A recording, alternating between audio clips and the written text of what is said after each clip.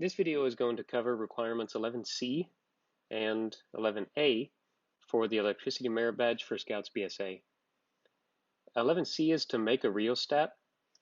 We're going to be using this electronic snap circuits that I got online some time ago, just because I think it's easier for teaching.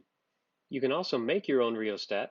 Just Google how to make a rheostat, and the first link that comes up on Circuits Today uses common household components to make a rheostat. On the buzzer, the light with a battery for requirement 11A will also be using snap circuits, but you could very easily use the do-it-yourself rheostat to make a switch. And so with that, let me show you what I put together using the snap circuits kit. This is a simple rheostat.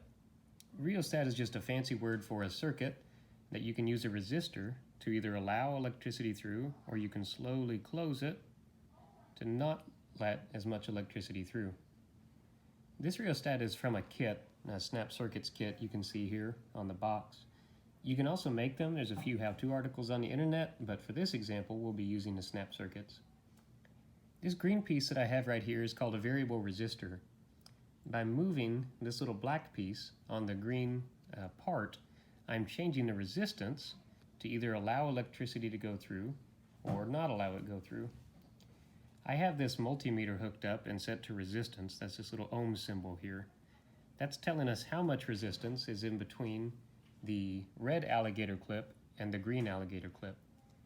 You can see that as I move the resistor up, I get more resistance.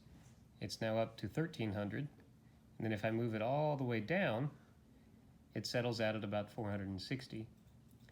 Whenever I'm all the way down, that's what lets the most electricity through, because you can think of this green piece as like a gate, and however much of it you have open is how much you allow electricity through. So if it's very low resistance, it allows the electricity to come through all the way from the battery, through the resistor, through the light, and then back to the battery.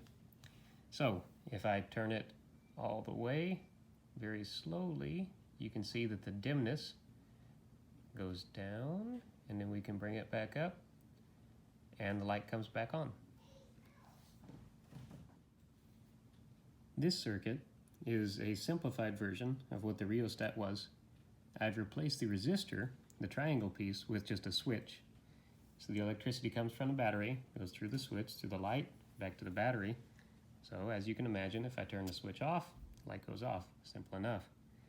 What I wanted to show you is that the resistance, whenever the switch is in the off position, is very, very high, and that's what keeps the light from coming on. Whenever I flip the switch to the on position, you can see that the resistance actually went to 0. So 0 ohms means no resistance at all, which means electricity can get through the light with no problem until the switch gets turned off, the resistance goes very high, and then the light turns off.